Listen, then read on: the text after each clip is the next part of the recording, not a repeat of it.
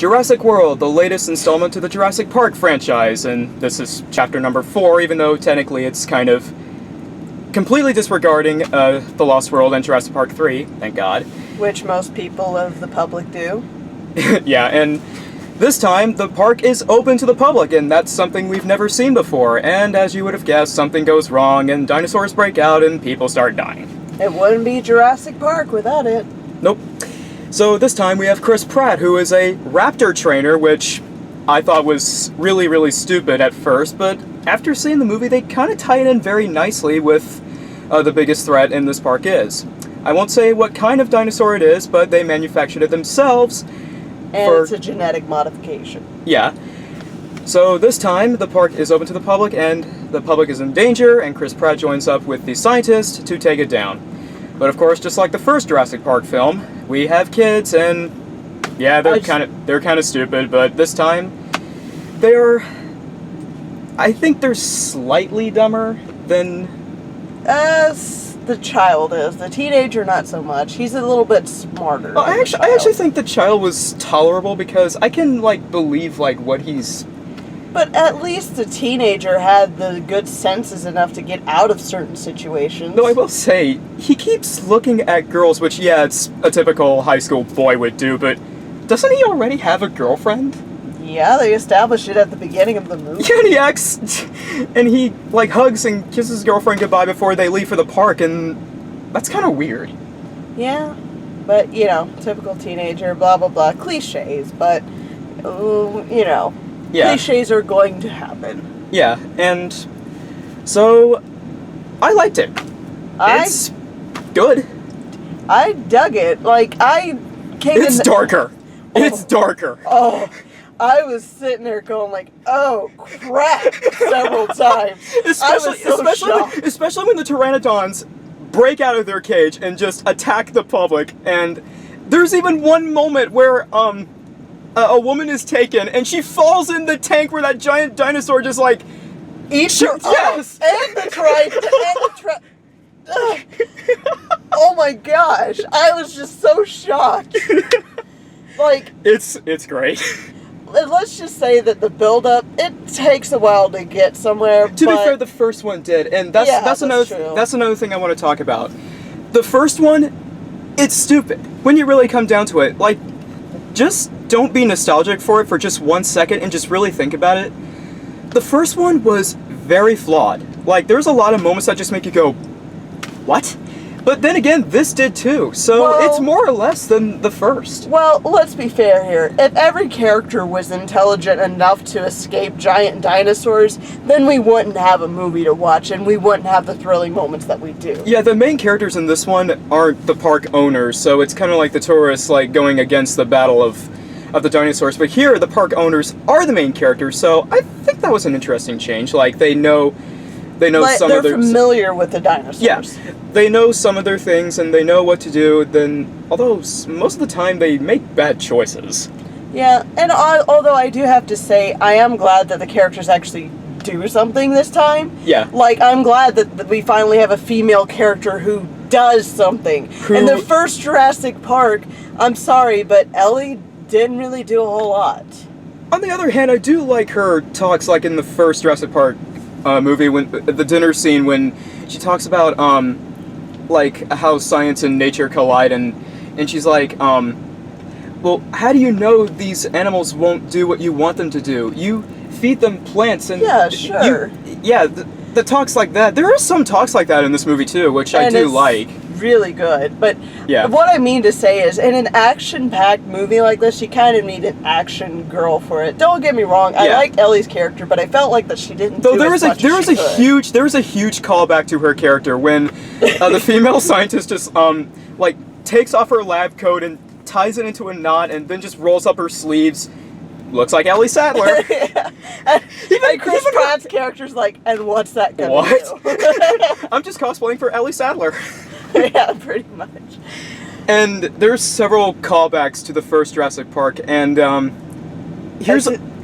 think my favorite character is the dinosaur man with the Jurassic Park shirt. Yeah, the analyst guy who works in the control room, and he has a Jurassic Park shirt, and that one girl's like, "Where did you get that?" And he's like, eBay. It was like for $150, but it was like for mint condition, it's like $300. Yeah, the merchandise still exists, apparently. I don't know how that works, because in the first movie, the park was kept secret. I don't know how that works.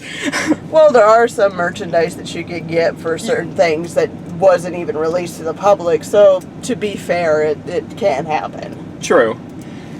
Now, the bad stuff. These people are idiots. Pretty much, but like I said, it's like, I guess you want a bit more intelligent people, but I guess my thing is that you kind of expect them to be stupid, or else it wouldn't be as thrilling or scary. To be fair, if these characters weren't idiots, it would probably be a little bit mundane, because people have to be in danger for this to work, because otherwise there's no thrill, there's no adventure, there's no ride. I get that. Really, the only character who knew what he was doing was Chris Pratt's character. Yes, and thank God nobody was like any character from Lost World or 3. Oh, those were just unbearable, but I digress. I do have to say, Chris Pratt's character was the strongest. I thought he'd be the cliched, I'm better than everybody. I thought he would just be a typical no-nonsense guy, but he does crack a joke every once in a while, so there is balance to his character. And he is a pretty much typical action hero, but hey, you kind of need one in a movie like this, and I do appreciate his character. Not that there was a little bit in the first movie with Sam Neill as Alan Grant. He wasn't like a quote-unquote badass, but he was still likable. I did like his I thought his performance was great. And in Lost World, Jeff Goldblum just talks. He never shuts the hell up. Jeff Goldblum, can you honestly see Jeff Goldblum as an action hero? I cannot see Jeff Goldblum as an action hero. I see him as the smart guy. No, you see? There are dinosaurs in this dinosaur movie. But I guess my thing is that I'm glad that they did give Chris Pratt some sort of like reason that he knows all these things. Yeah, he was in the Navy, which is pretty interesting. Yeah, they gave him a backstory. Yeah, he does have an interesting background, which would apply to his work here, and I do like how he's not always in complete control of the raptors. Like, they do have, of course, they're raptors, and they do have this instinct of being a predator. And I do like how they toy around with the fact that, like, maybe he doesn't listen to Chris Pratt all the time, and Chris Pratt tries to work around that in order to bring safety to other people. So I thought that was interesting. Well, there have been times where animals in captivity haven't always listened to their trainers, and just like that unfortunate incident with that orca and that trainer. Yeah, and some other stuff that just doesn't work in this movie. The villain.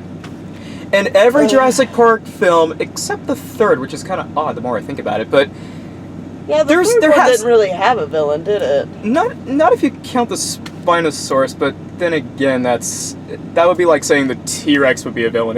It's nowhere compared to the T-Rex, but whatever. No. This villain is the most obvious cartoonishly bad guy in all Jurassic Park films. He actually smiles evilly at certain points. It's Vincent D'Onofrio, so his performance is always going to be the diabolical villain. All that's missing is a mustache for him to twirl and just be like, no. Yeah, Vincent D'Onofrio, villain number...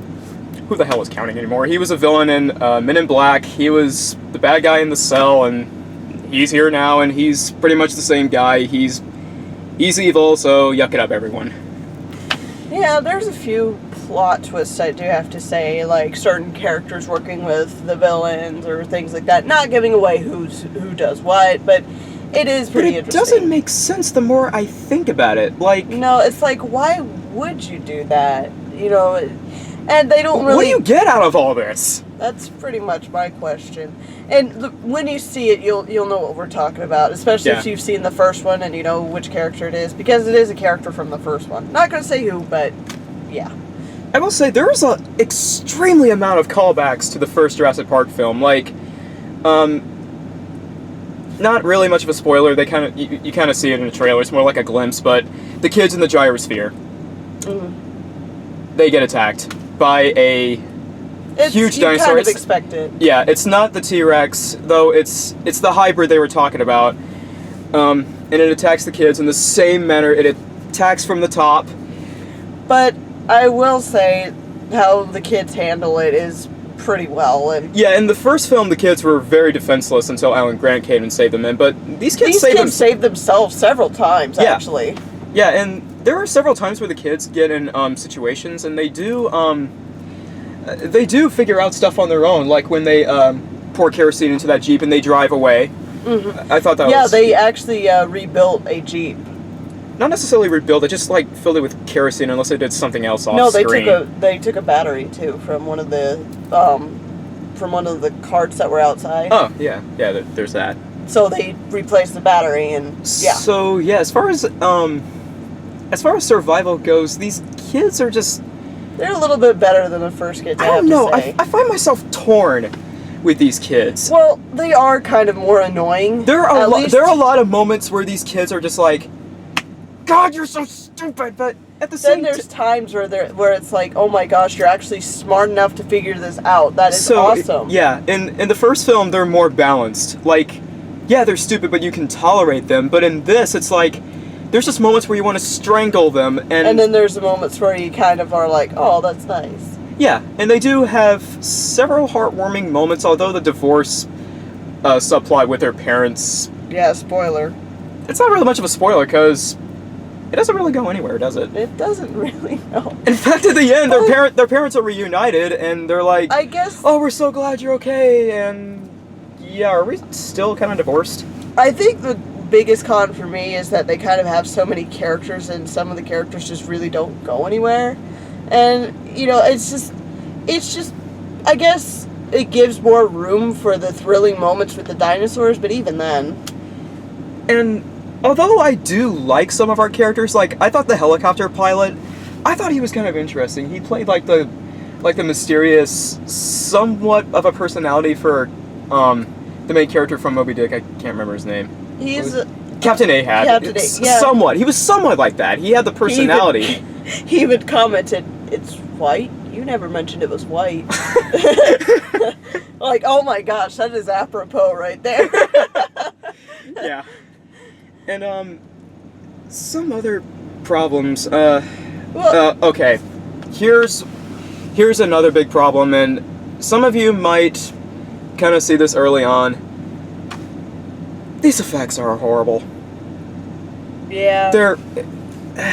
I mean, Jurassic Park, the groundbreaking movie that had such great effects with the use of animatronics and CGI, all used when necessary, 20 years later, over 2 decades later, and now you're just going back to the same formula that everyone has been using, which is CGI all the way, and you're just completely disregarding the fact that animatronics are just really effective when they need to be, and CGI shouldn't be dismantled or disregarded altogether because they are really good at what they do.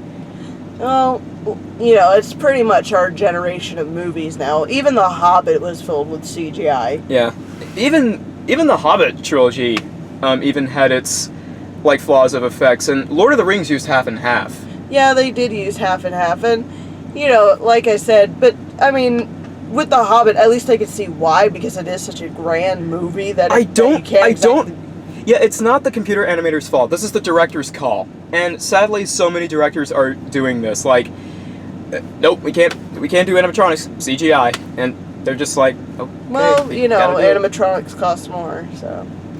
Even then, there's so many dollars going into this, and... Oh, I know, I'm just saying that that's pretty much their only reason for doing it, so you pretty much gotta take it or leave it. True. Okay, I think we covered all bad stuff unless you remember any. But just mostly, I guess I wish that I saw a bit more character depth there, but like I said, I guess it's more or less the same than the first. I mean, the first, there's not much character, as much of their personalities. There's not much development. But there's more characters in the first one, at least. Yeah, and they are somewhat cutouts, but they're fun. They're fun to watch, basically.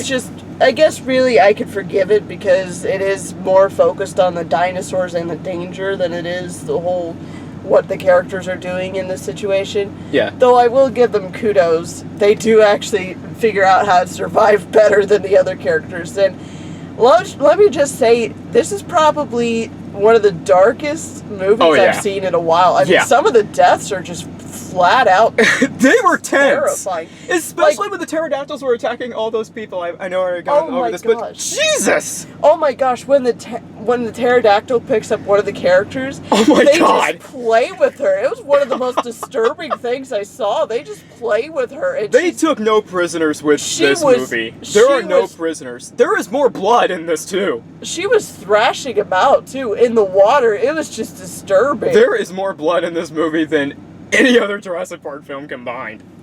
Dude, and let me just say, I'm not going to say what happens, but there is one big finish at the end, one big finale.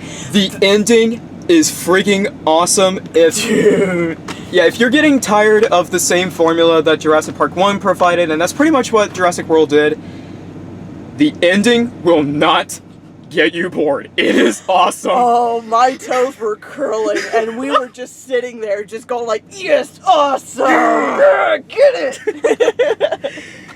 Yeah, and okay, now we're just talking about the good stuff, and there's a lot more good stuff in that. Believe us. Yeah, it's darker, it's edgier, it takes no prisoners, and that ending, my God. Oh, that ending just had me at the edge of my seat. I mean, even before the credits roll, and I want to say this: there is no scene after the credits or during the credits. There's no scene at all. Don't even bother watching the credits. Yeah, if you want to listen to the soundtrack, by all means. But yeah,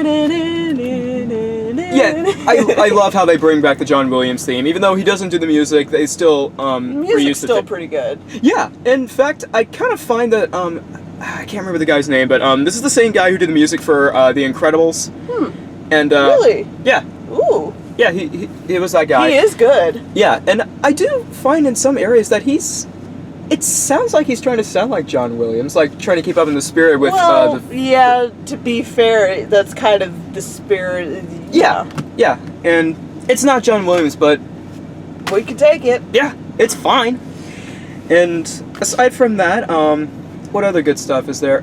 Oh, something I really love about this movie, the scenery. It is gorgeous to look at. And they even show how some of the attractions you see work. some of the attractions, and they look so nice. Like, I was like sitting there going like, I kind of want to go to this place now. They really make it look like it's Disney World, which actually works in that way. Yeah. If you could get by the effects, they look great. Yeah. And the attractions look so great. There's even a scene where you can ride a baby Triceratops, which I actually thought was pretty cool. So cute. Yeah. Baby Triceratops. Yeah, and there's one scene where these people are like kayaking down a river stream, and there's like Stegosaurus on the side. And Brontosaurus, is that what they're called? I think so. I don't know. I'm terrible with dinosaur names. Yeah, and there's a lot of tense moments in this one. Oh my gosh, I was actually scared. I got startled a few times. Okay, for anyone who remembers that jump scare in the first film when Ellie Sattler is, like she's overjoyed that the powers come back, and then BAM! That raptor comes out from behind her.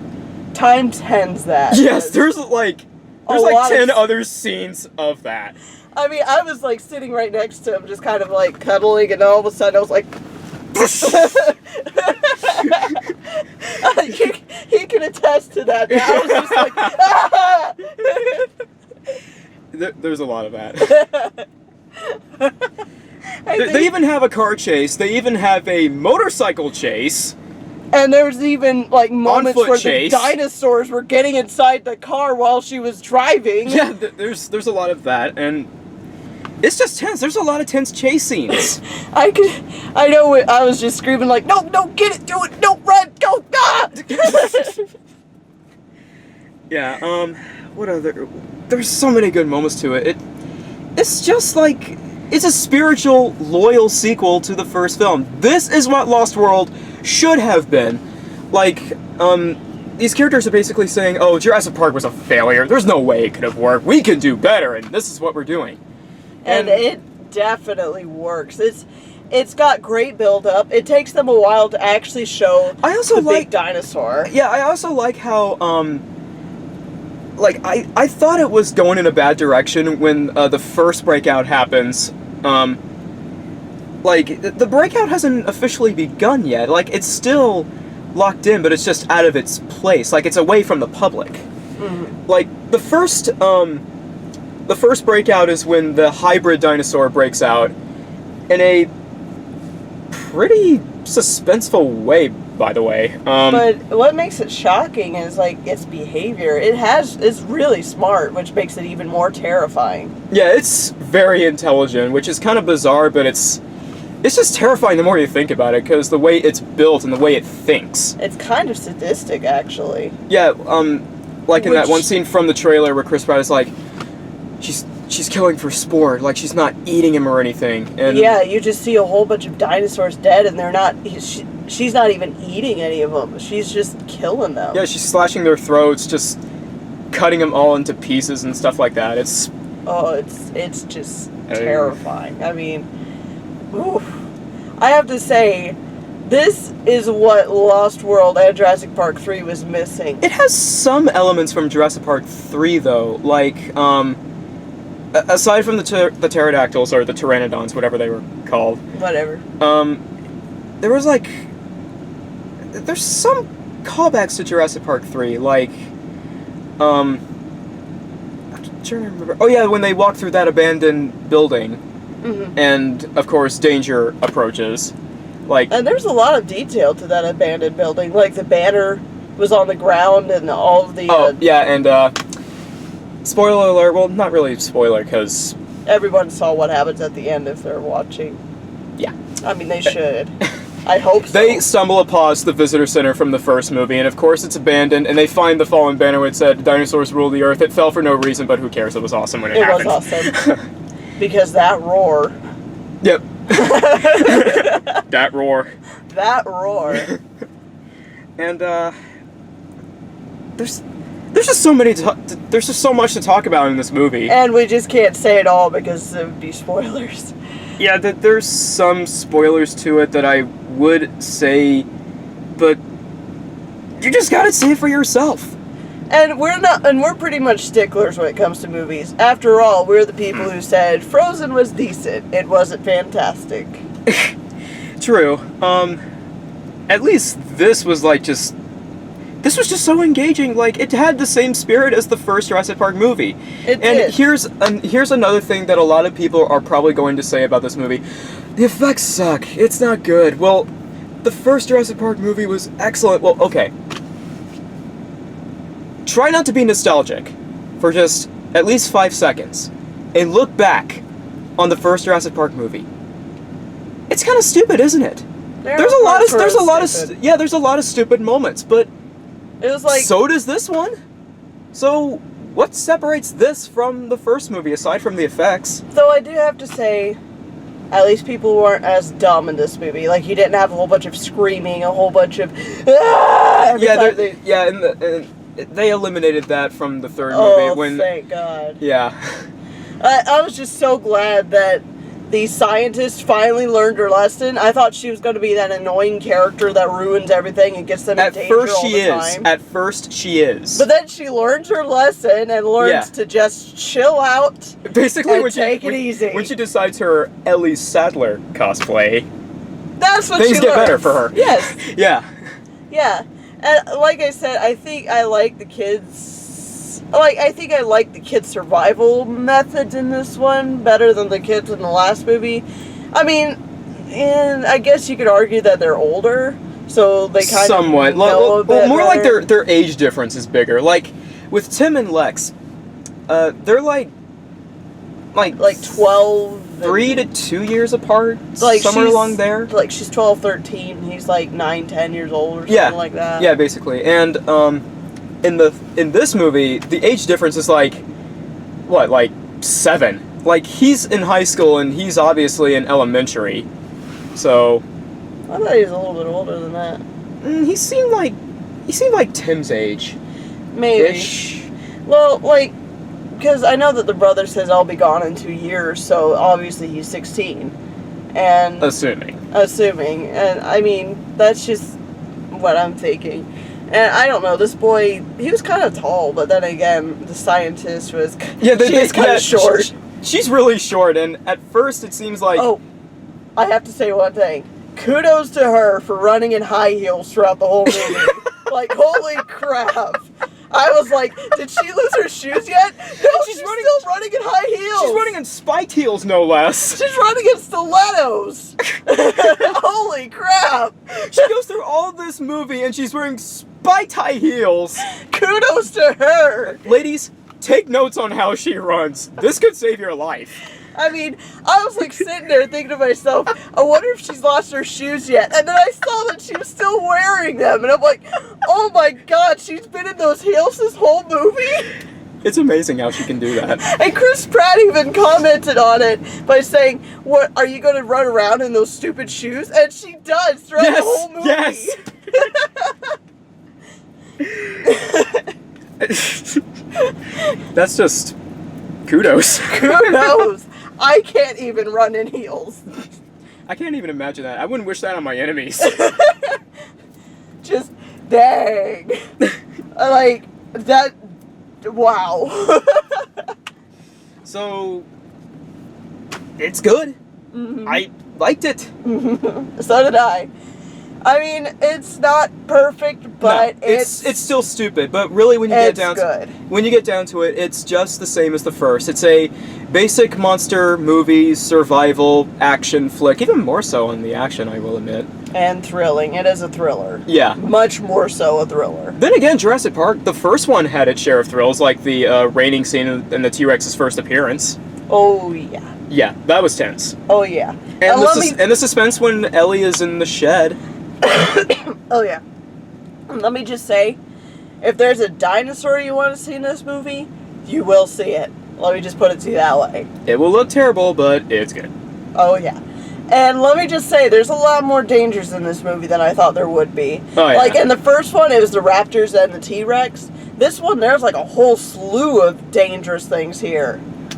Yeah, and the pterodactyl scene was really tense because there's just like so many of them, and it makes you think. There's a lot of carnage in that scene too. Yeah, it was basically like... it was terrifying. Yeah, it was like a somewhat PG-ish version of the attack scene from Piranha or something. Like, dude, it was just all of these people just started dying. You just see pterodactyls just like flying into people and just like eating them alive, and there's like screaming and... oh, I know. It's like... it gets tense. oh, it is just terrifying. Yeah. I was like so shocked that they actually did that. Yeah. Oh, like there's casualties. And for all those who are wondering, that giant... I don't know what it's called, but there's like a giant dinosaur that was in the water. Like, it's like a SeaWorld-ish attraction. It comes back. It comes back twice. They use them again. Yeah, we established that earlier, but oh, trust me, it does come back, good. And for pretty good use, so... I will say, it is pretty awesome when it does come back. Yes, it does. They were saving it, but today, I guarantee it. I am glad that they did use it, though, and wasn't just for some gimmick. I'm glad they actually used it. Mm. I was actually, like, when I saw, like, one specific scene happen, I'm like, do it, yes! Yeah! Like I said, the ending will not disappoint. It is excellent. It's good. It's the best ending in all of Jurassic Park films, including the first. I said that. Oh yeah, because there's actually a lot that happens in the ending. Like, it's huge. We won't go into detail. No, you've got to see it for yourself. We can't even describe it, even if we wanted to spoil you, because you just have to see it. Yep, and that's pretty much it. It's good. It's a loyal sequel to Jurassic Park. I liked it. It's got its flaws just like the first, but it's good. So I enjoyed it. Go see it if you haven't already. Trust me, it's the summer flick you want to see. Yes, very much. Definitely something you have to see. It's a good sequel if you're a big fan of the first movie. If you want to disregard the other two sequels, go see this one. I guarantee, Or I will at least promise you that you'll enjoy it at least. Unless you're a big stickler. Yes, and, well, there it is. Is this thing on? Huh? Hello? Hello? I really hate that, man.